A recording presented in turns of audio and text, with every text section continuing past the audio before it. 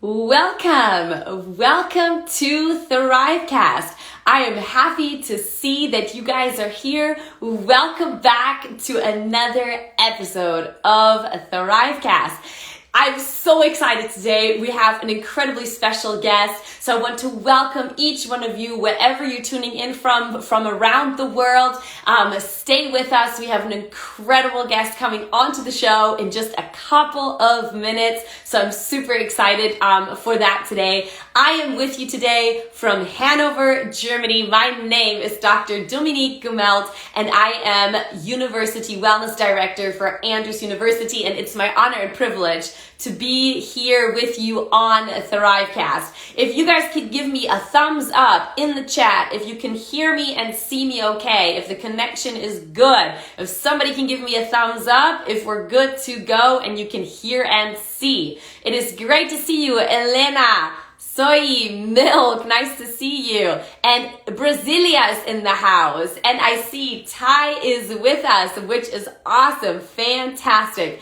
So I am going to really quickly ask you a couple of questions before I announce our guest on the show today. Where are you tuning in from? So tell me, type into the chat, what country are you from? Where are you tuning in from? Are you from the United States? Are you from Europe? Good morning. I'm so glad you're listening, Jacqueline. It's nice that you're here. Please stay on our show. Hello, Asia is in the house. Venezuela. It is great to see you. Please stay here. If you're a student at Andrews University and you are here to watch the show, you have the opportunity today to earn co-curricular credit for being here with us on the show. And at the end of the program, we will put the link into the chat and it's going to be available to you so you can get co-curricular credit. Please go ahead and tell me where you're from, and at the same time, use that little paper airplane button at the bottom to share this live stream with your followers so we can have as many people as possible join us for today's conversation of how all of us have been made to dream. And as part of our Made to Thrive philosophy, I am delighted today to introduce to you our very special guest. Some of you may know him, some of you may have heard him, but today he's taken time out of his crazy busy speaking schedule to be with us on ThriveCast. Today's guest is the lead pastor of Storyline Church. He's also the president of Lightbearers and International Media Ministry. And I have personally been privileged to get to know him, to work with him, and to also very closely collaborate on the Rise Up Against Abuse project. And I am just thrilled that he's here with us today. And I would love for each one of you to welcome with me to the show today, Ty Gibson, and I'm going to get him on the show. And while I do that, please tell us where you're from. So here we go.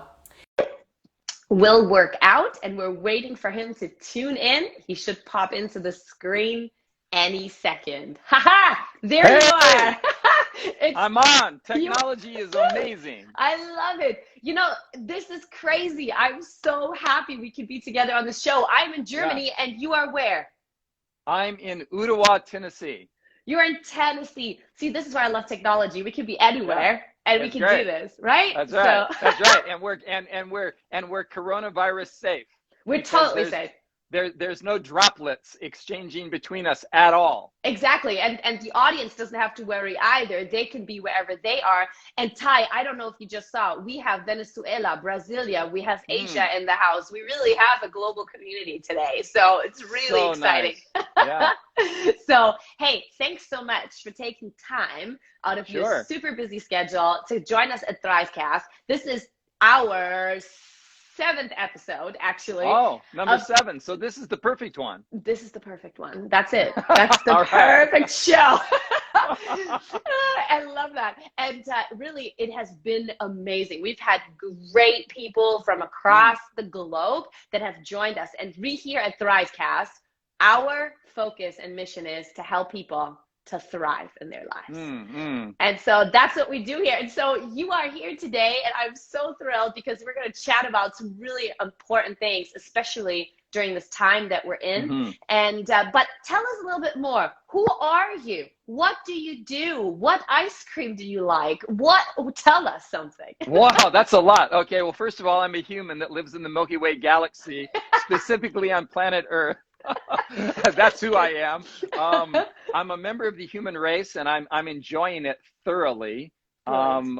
And my favorite ice cream, well, I like to go to Cold Stone and get the vanilla ice cream with pie crust, pecans, and strawberries smashed into it.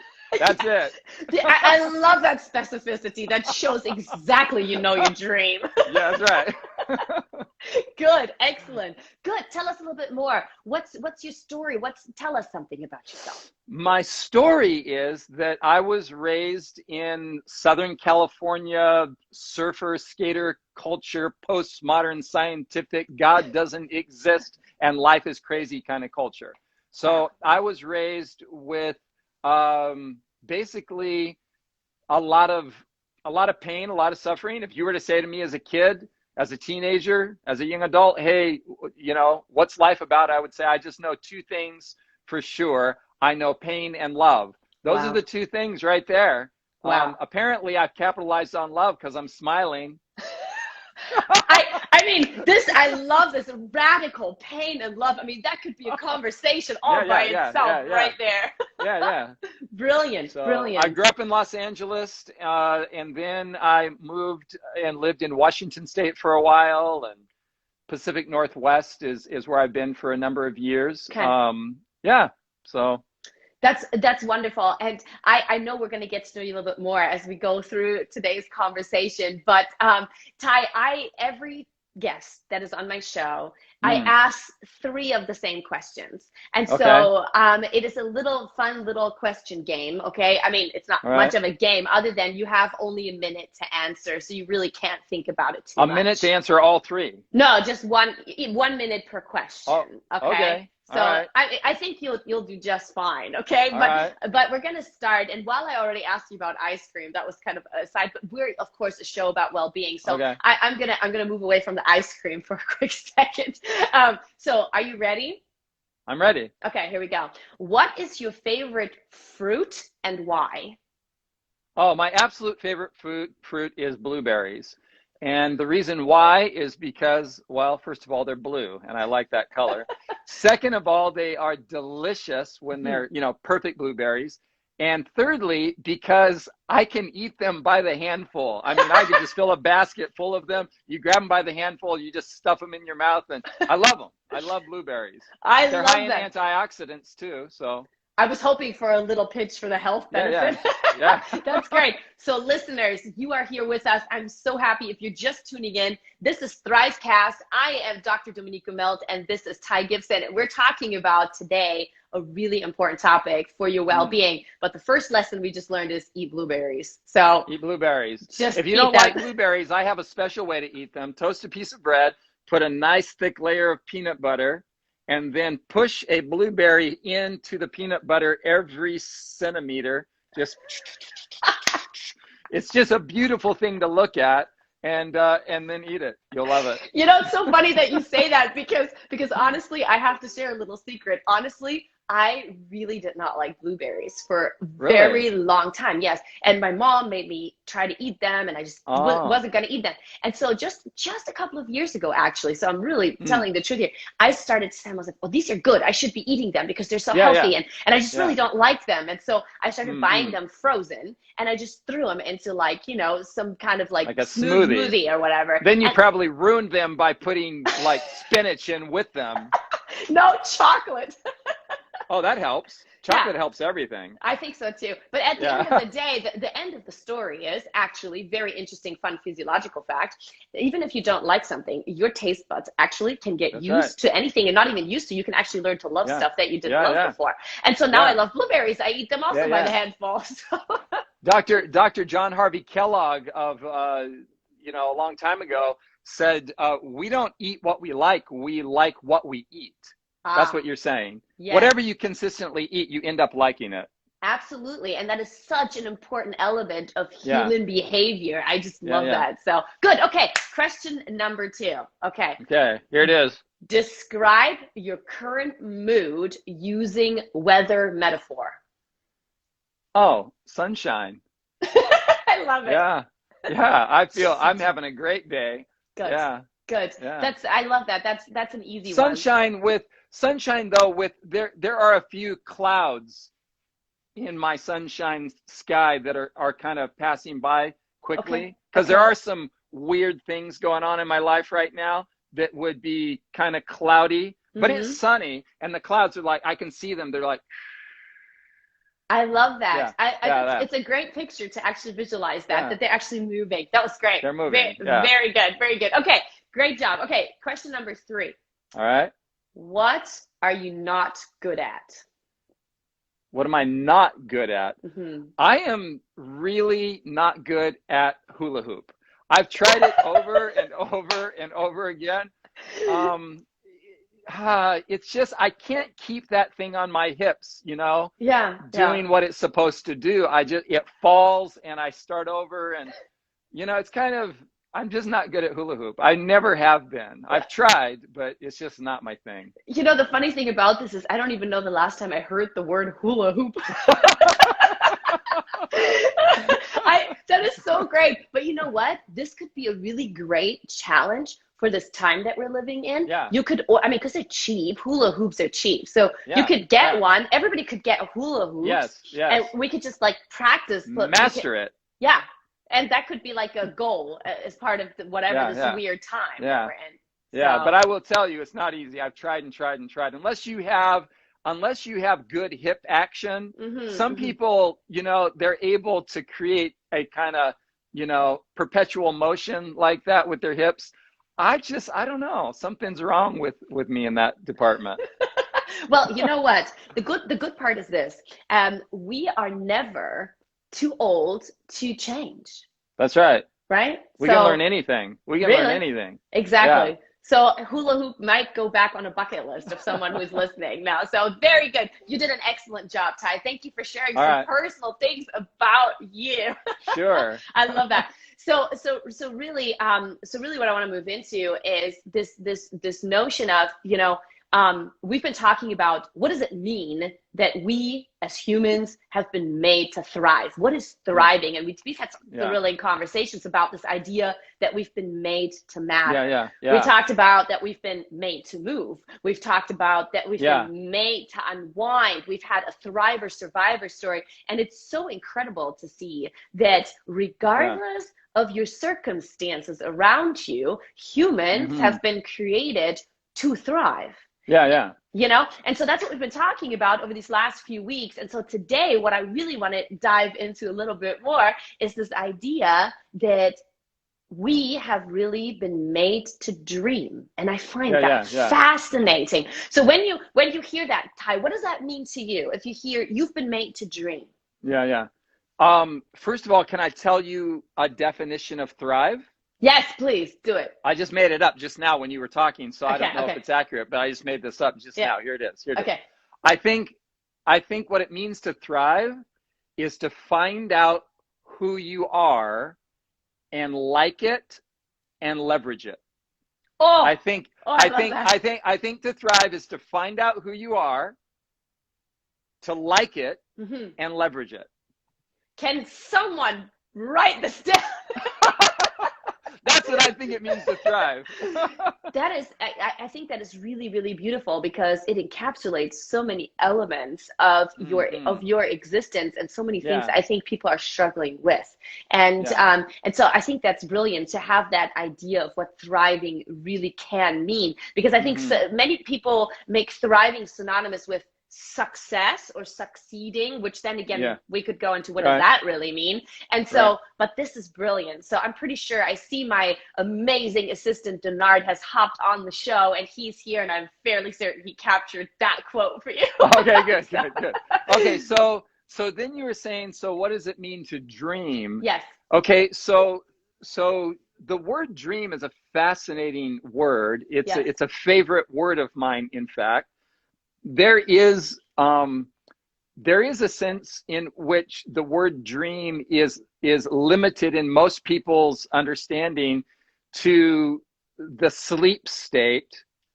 And it's helpful to see that because what's happening in your sleeping state is all of the data that has entered your mind during the day, the week, the month, the year is moving into an organizational process. So one of the reasons sleep is vital is it subconsciously moves you in to an ordering of your thoughts.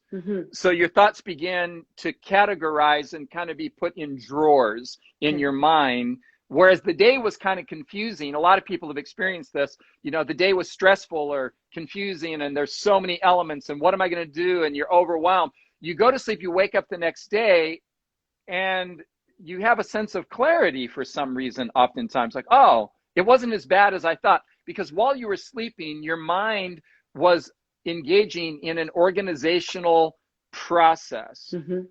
Subconsciously, we tend to know things that we don't know. To quote a favorite singer-songwriter of mine, Patty Griffin. Patty Griffin says, there are things in a song. She says, there are things we don't know that we know. Okay, so here's the idea. There are things that on the subconscious level we do know, and they're kind of hovering beneath the surface. And this is what we sometimes call intuition, or what has recently been called thinking fast versus thinking slow. Yeah. Intuition is the process by which you know what you know on the subconscious level what you're not processing on the conscious level. Yeah. So here's what I think dreaming is. Dreaming is, to use the sleep metaphor, is in my waking state, to get in touch with an intersection inside of myself. And here's the intersection that I think is where everybody needs to find their way to. Okay. Aptitudes squared by passions. Aptitudes squared by passions. So aptitudes are, what am I good at? Now, everything you're good at isn't necessarily something you're passionate about. I know a girl who's just a master cellist. She doesn't like playing the cello, though. She's good at it, but she doesn't like doing it. Okay. Right? Okay. So your aptitudes, what are you good at? Your passions, what you like doing, what you love doing. What is it that fires you up, lights you up? So there are certain things that you or anybody will discover that exist at that intersection. Something I'm both good at and I'm passionate about. That's where you need to dream. That's where you need to visualize, hey, what could I do to leverage what I'm passionate about and what I'm good at simultaneously? So I think dreaming is visualizing what I could become if I get in touch with that beautiful intersection inside of myself. This was incredible. I'm just trying to follow what you're saying, but it is so incredible because you really captured this really important point. And I want to stop there for one quick second, because I think a lot of people, no matter what age, I think one of the key issues that I have found in working with people is that I don't think we really know what our passion is half the time, or maybe more than half the time. Yeah. So it's like, what do I really like? Or am I just doing what I'm doing because that's what I've always done, and this is what everybody around me told me to do, and this is what the system is making me want to do, but I don't really think I love it. And so going on that, what you just said, you know, let's talk about this passion for one quick second. So how does somebody go about finding their passion? Well, I actually ask people to engage in a very simple exercise. Okay. Where they get a piece of paper, draw a line down the middle, and write on the one side, one column, aptitudes or skills, or whatever word you like there to describe what you're good at, and then passions, and write down an exhaustive list. And it doesn't have to be something in the area of vocation or job or education. Like, on the passion side, you could even write things that you don't even imagine would have anything to do with what you would do vocationally, professionally with your life. Like on the passion side, you might write something like, I just really enjoy discovering new swimming spots. Yeah. I really enjoy spending time decompressing in the kitchen, cooking up some new thing. I really enjoy. Now you're thinking, well, what does that have to do with anything, Todd? Well, it has to do with everything, because you're engaging in a process of self-discovery. You're like, whoa, those are the kind of things I dig doing. I actually enjoy doing those kinds of things, right? Doesn't matter what they are, right? Everything you can think of that lights you up. And when you do that, you will discover that you can begin to understand, well, hey, what could I do with that? What are the kinds of life goals? What are the kinds of vocations, professions, jobs that incorporate elements of these kinds of things? Because I'm a big believer. I actually, if I had a job that I didn't like, I wasn't enjoying it, even if I got a paycheck and I had a mortgage to pay, if I had a job I didn't like, the first thing I'd do is quit. Mm-hmm. Mm-hmm. And then I deal with whatever comes my way. You know, if I have to go live now in a, 1-bedroom apartment and sleep on a mat on the floor, I am not going to spend my life grinding away at something I hate doing, even if I have to just say, no, clear the table, I'm starting over. I will live in my car if I have to find out what I love to do that will also make me enough money to get blueberries. Oh my goodness. Okay. Quick stuff here. So first of all, so going backwards from what you just said, that was a powerful statement, because you in essence just basically said, and I cannot agree with you more, why would anyone spend any amount of time doing what they don't love and what they're not passionate about? Now, I mean, granted, even if you don't love brushing your teeth, there might be some benefit in doing that, right? I mean, right. But like the big same with any job, because if you have a job that you are generally passionate about, it will include doing some things you don't like. That's fine. Yep. I'm talking about doing a job merely to basically get a paycheck, to get food, to pay rent, to get a 401k, to retire, to die. Yep. What is that? We call that life? Exactly. No. And that's something that I am finding right now. It is a time of change, whether people want to acknowledge it or not, but we're living in a really changing sort of world right now. Everybody is. And I'm finding that right now seems to be the perfect time for everyone to really ask themselves, what am I doing, and what have I been doing, and what do I want to be doing? And I love that exercise. So one quick second, all the viewers, first of all, thank you for being here. If you're just popping in, stay with us. Ty just gave us a great exercise to do, and I want to ask all of you to actually do that. Today, at some point, take a piece of paper, just like Ty said, draw a line through the middle, and on one side, write down all the things you're good at, aptitude, skills, and on the other side, write down the things you are truly passionate about, and go into depth.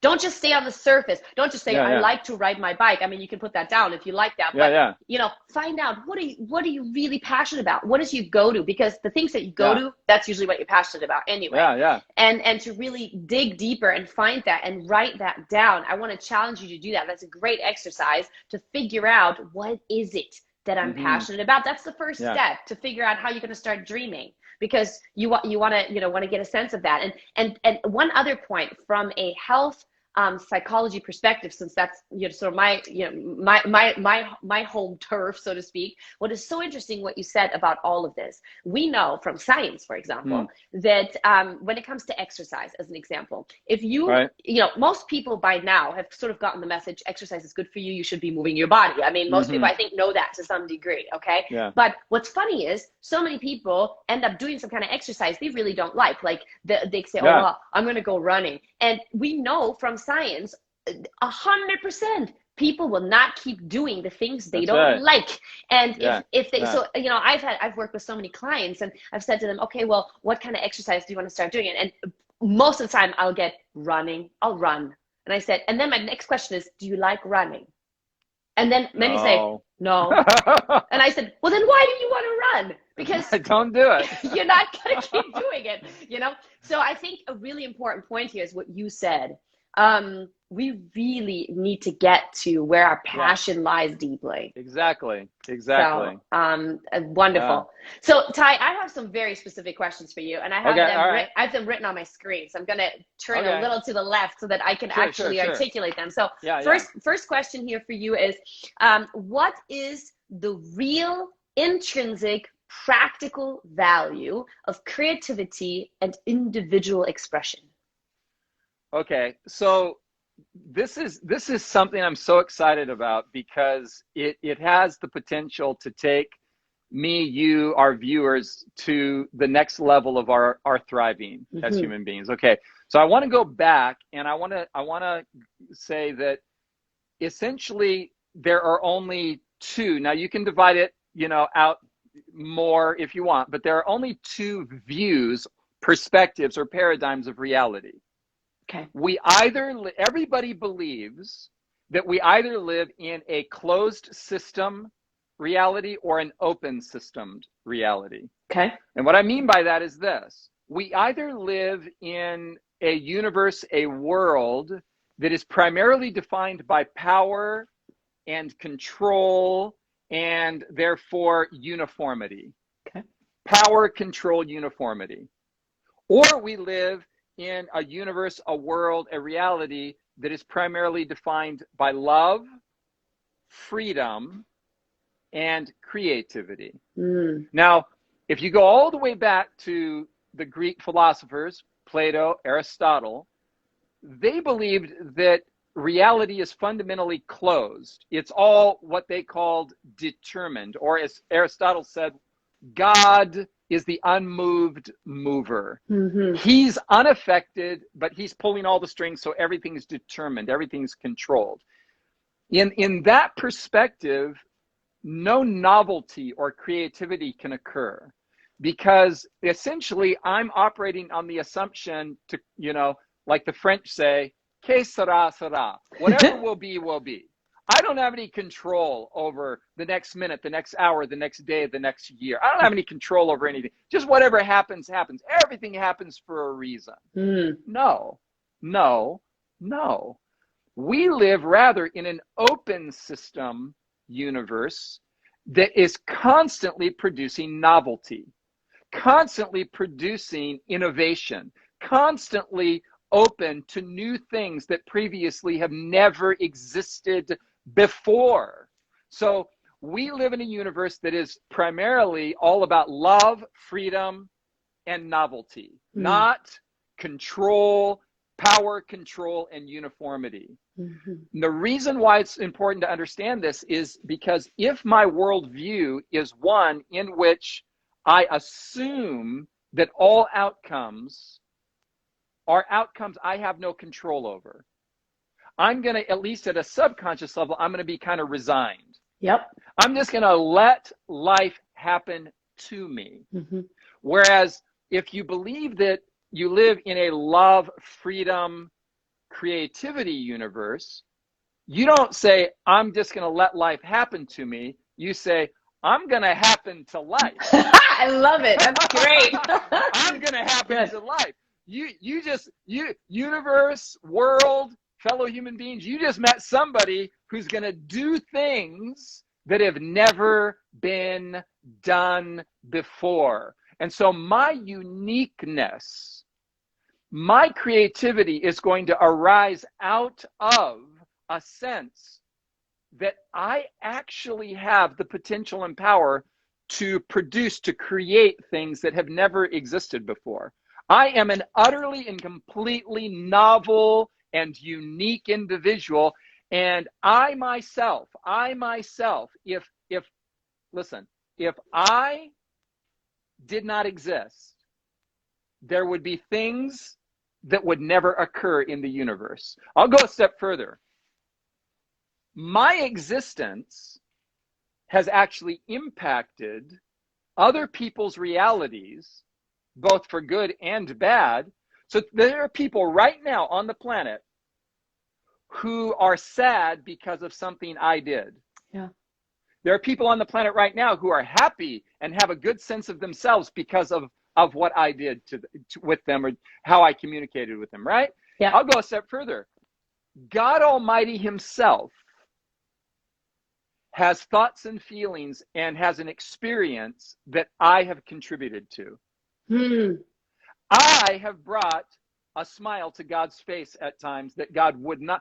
God has had a sense of joy at my existence that if I would not have existed, God himself wouldn't know that particular unique joy that I bring to him.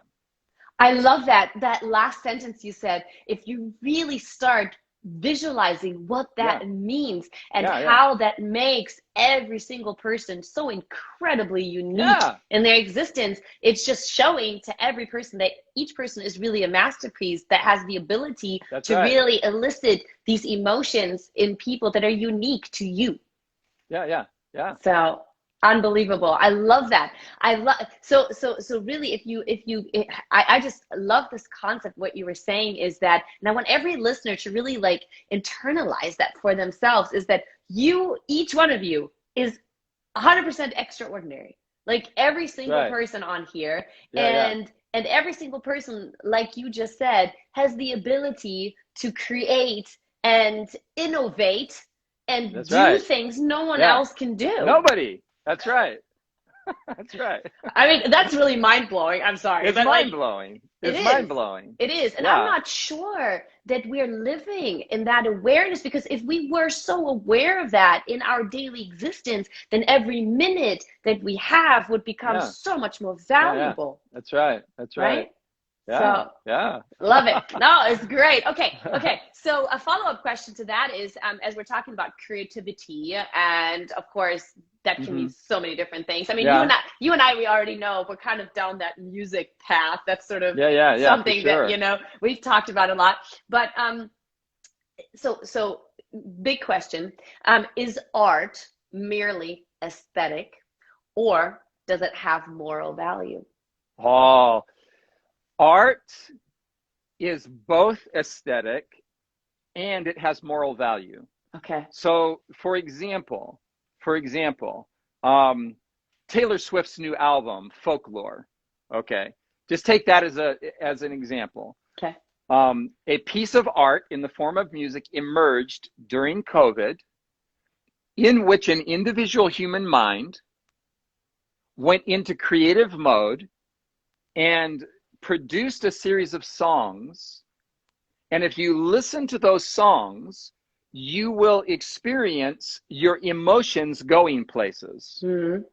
You'll find yourself leaning in to the concept that love, for example, in one of the songs, that love pulls out the best in other people. That's one of the concepts lyrically on the album.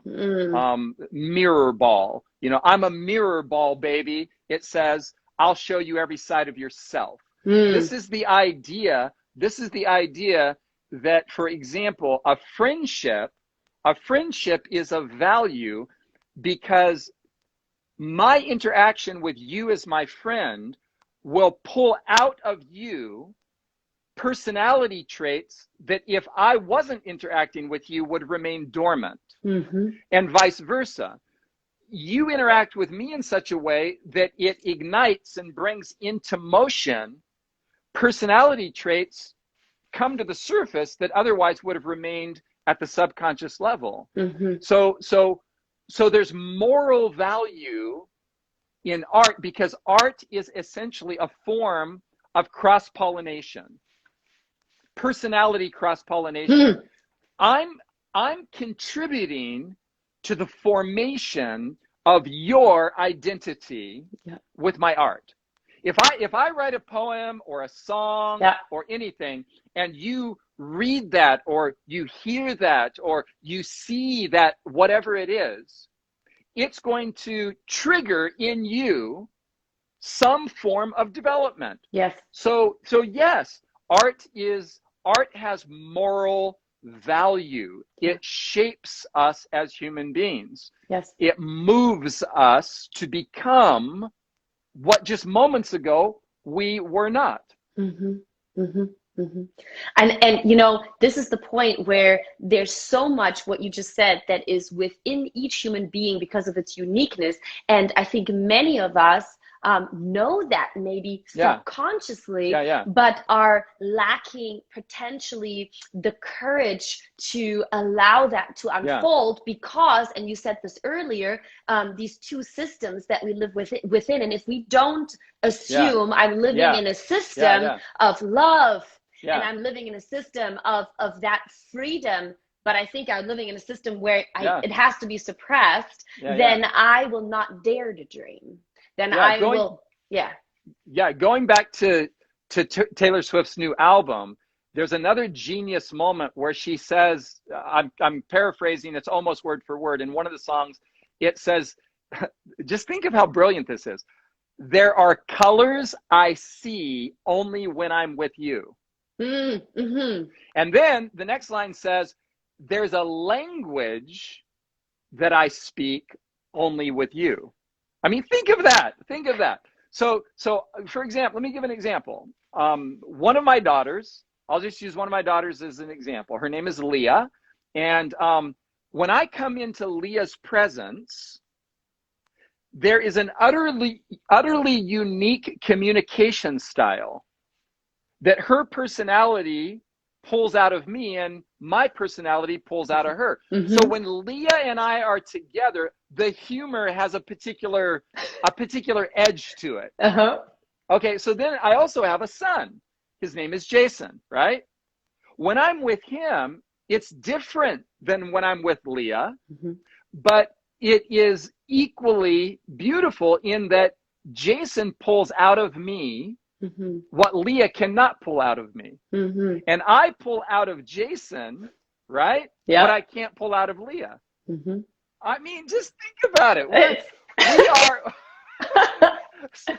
so we need to understand that all of our interactions, including all of our artistic expression, has moral value and implications. Beautiful. That is so beautifully said, and it reminds me too of this notion right now that as people feel disconnected because of the situation that we're in, to really encourage us to connect, even in alternate ways, because the more we interact and build relationships with each other, it helps us also to potentially actually see our uniqueness more. It helps us to grow. It helps us to maybe even find the courage to move forward. And the more people we connect with, we will find those particular unique matches, right? That are there.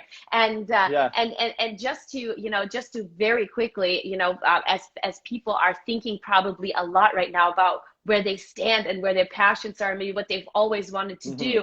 I honestly think it is just such an amazing thing what you said. Everything in our lives contributes to artistic expression, the good things and the bad things. And so it's so interesting because art then also provides, or creativity provides, an outlet whereby we can learn to embrace what is there, and how that can help us. And just from my own personal experience, you mentioned when you grew up there was only two things, pain and love, and I resonate with that because my upbringing was very similar, and the things I even experienced in my adult life, there was a lot of pain, and yet there was a lot of love from other outlets, but really it was the pain that contributed to this artistic development within itself that I was afraid to let out, and it took some time for that to happen. But when it happened, it completely transformed the way I felt and how I existed and what it did to my own well-being. And then what you said, what it has done to people that listen to that, what I wrote and the music I wrote, and then how they resonated. I mean, I've had people in tears, and I was completely befuddled to begin with. And then I realized, like you say, there's so much power in our uniqueness and experience that I want to encourage everybody at this point, grab on to this courage to let that out, because you literally could be changing the world. Right? So that's right. Okay. Oh my gosh, this is so many good things. I think this could go in all sorts of directions. Okay, I got a couple more questions here. I don't know if we'll have the full time, but the next question I have for you is, what is the nature of human genius?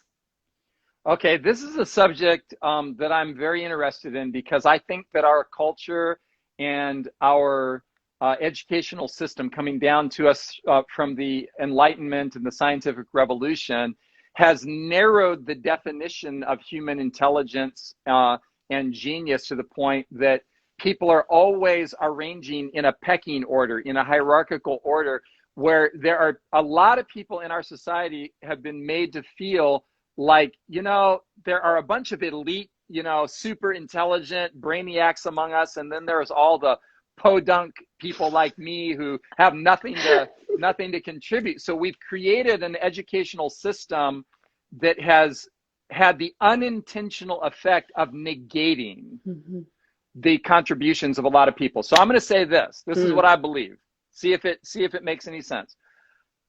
The genius is not a special kind of person. Every person is a special kind of genius. Let me say it again, okay? Okay. The genius is not a special, unique kind of person. No, every person is a special, unique kind of genius. What I mean by that is this. Albert Einstein, when he was asked about genius, because he was definitely brilliant, he had a pretty pragmatic and humble view of it. He said, and I'm quoting Einstein now, everyone is a genius. Now, pause right there. That's a pretty big statement, but what does he mean? It's huge. Everyone is a genius, but if you judge a fish by its ability to climb a tree, it will spend its whole life believing it is stupid. Everyone is a genius, but if you judge a fish that is a masterful swimmer, if you judge the fish that is made to swim by its ability to climb trees, the fish under your judgment will think it's stupid. What? Come on. I know a guy who cannot balance a mathematical set of equations to have a balanced account in his bank. He can't do the math to balance his bank account. But he walks into a room and he instinctively notices and sees every marginalized, nervous person on the edge of the room, and he is attracted to them and makes them feel seen and heard and loved. Brilliant. He's a genius. The guy is a relational genius, okay? No, he doesn't do good with math, but he reads people. He knows body language. He feels the vibe in the room. I know another guy who has 2 PhDs. He comments on his wife's body weight in social circles to make her feel bad. Now you tell me, who's more intelligent? The guy with the PhDs who's socially inept, or the guy who can't balance his bank account, but he sees and figures people in? I would take the guy who is the relational genius over the PhD any day. That's just me, though. 100%. When you just said that, I don't know if you saw this, but I had like a physical reaction to that statement of what that double PhD did with his wife. Absolutely. I'm 100% with you on that. Yeah. And so genius needs to have a broader definition, A certain kind of people, a certain kind of mind created the IQ tests that people take. By which they judge whether they're intelligent or not. Scratch that nonsense. Yes. There are people who would do poorly on the IQ test written by an engineer, who would do great on an IQ test written by a psychologist. Yeah. Come on. Yeah.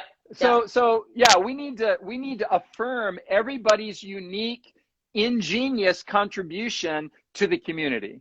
Absolutely. And exactly that, as we are really, like you say, we have created a system that puts everyone into these boxes and systems that, like you say, defines what it means to be special, or what it what it means to be a genius, or what it means to, you know, live up to whatever the standard is that we have created, whether that is on an intellectual level or on a spiritual level or on a physical level. You can really, you know, think about that in a holistic perspective. And I think that this type of, again, going back to the systems you described, these two types of systems, if you have the perception of that system that has become a reality for somebody, then that will suppress any sort of courage to want to dream. That's right. I think I got a little too excited. Somebody said, Ty, your voice is screeching. I was excited, bro.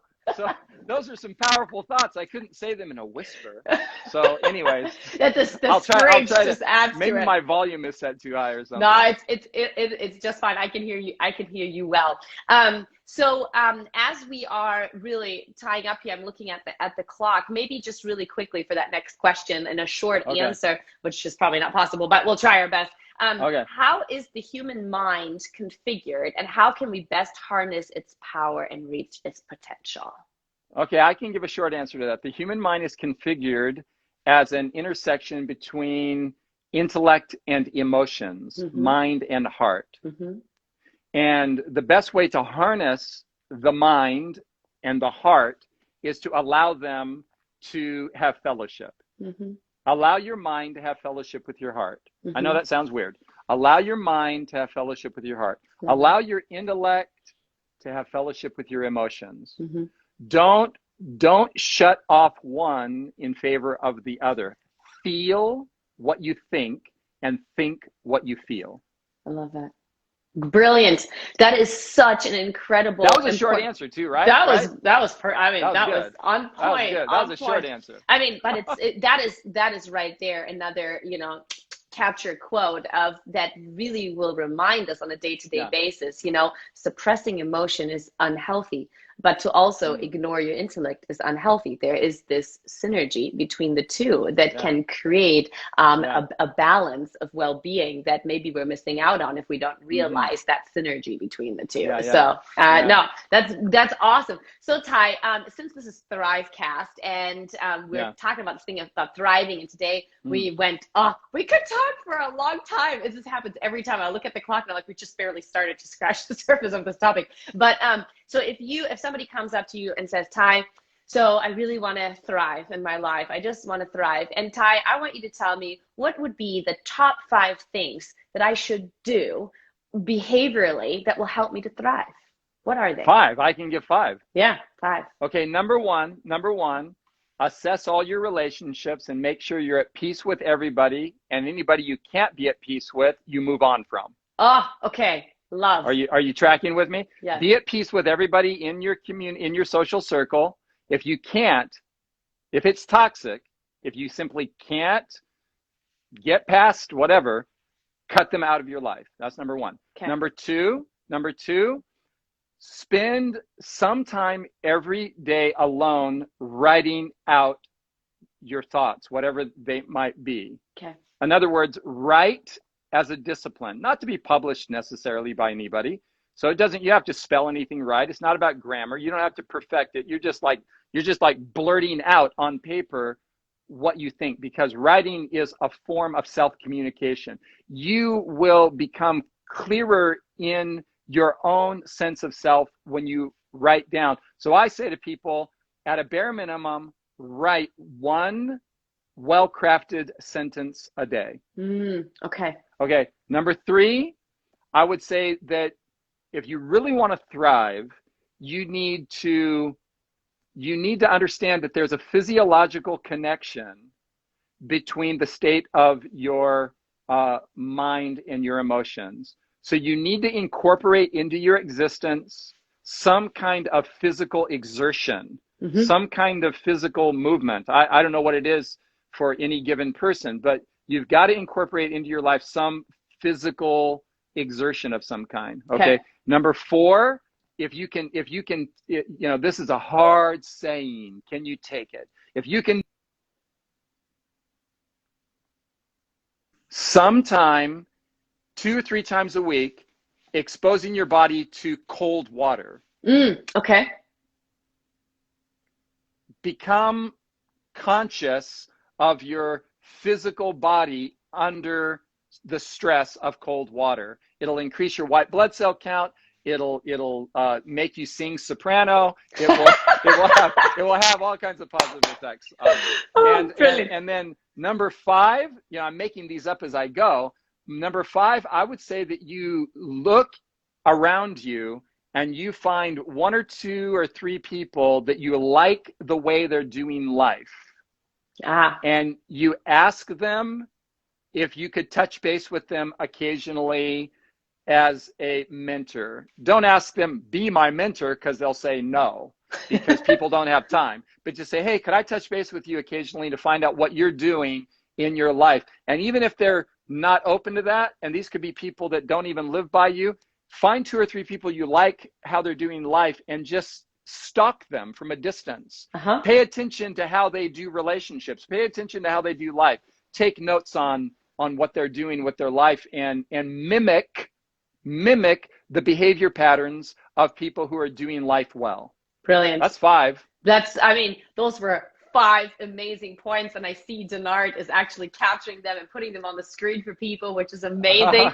So this is truly so inspiring. I am overwhelmed with amazing impressions, even for myself, to keep reassessing, where am I at in my thriving journey? What is it that I can do to change? Because reality is, every day we can all grow, we can all change, we can transform, because our life and well-being is never a linear journey. Our life is always an iterative sort of journey. But if we make choices in the right direction, our iterative journey is going to sort of consistently go up into that direction to lift us higher and to actually let us experience life in a thriving manner. And I'm a huge believer that no matter what our circumstance is, we always have full responsibility of how we respond to that context. And so that's something that I want to just capture. And as we're talking about Made to Dream, here is our summary of this concept of Made to Dream and our Made to Thrive philosophy. So this is what we have captured into words, talking about writing. So imagine creating a world where possibilities arise from the discovery and alignment of personal strength, core values, acquired skills, life calling, and passion. That is the power of purpose. Love it. That's just great. And brilliant people came together and put this into words. And so as we talk to you today, I am just really excited for every single person who was with us today. We have so many things we can take from that. And I want to call everyone to action. Today is the day to make the change. Today is the day that you are allowed to celebrate your uniqueness and the fact that you are made to matter and to thrive and to dream. And now, especially now, is exactly the right time to start dreaming, to realize your full potential, and to really extract your special abilities, your passion, to find that crossroad that Ty was talking about. Where does that meet in the middle so that you can contribute to this world your amazing abilities, your skills, and your uniqueness? And so with that, Ty, I'm going to pass the microphone into your studio because you get the final word of today. I do? Yes. Okay. So here's the final word. Love, by its very nature, is a creative principle. The more you incorporate love into your life, the more creative and free you will be. You will thrive to the degree that you have healthy, loving, positive, good relationships. That's paramount. That is brilliant, and I thank you for that last impression for us. Everyone viewing, if you're a student at Andrews, you can get co-curricular credit for being a part of this program today. And the link can be found on the Andrews University Instagram page in the bio, where it has the web link. So right there, you can go, click, fill out the form, get your co-curricular credit, and this conversation will be on IGTV for Andrews University and on the ThriveCast YouTube channel. So feel free to share so that other people can too be inspired by what Ty shared with us. Thank you, Ty, for being here today. It was amazing. Thanks for having me. It's a present, and thank you for your insight. And I wish everybody a brilliant day and night wherever you are on this planet. So see you next week. Tuesday, ThriveCast, next week at 11:30 Eastern time. Thank you guys so much, and much love to you guys. Bye-bye. Bye-bye.